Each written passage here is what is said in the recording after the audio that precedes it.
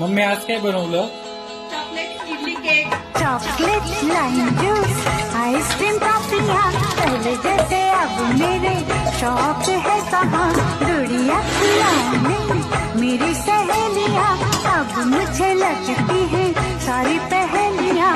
ये कौन सा मोड़ है जिंदगी का।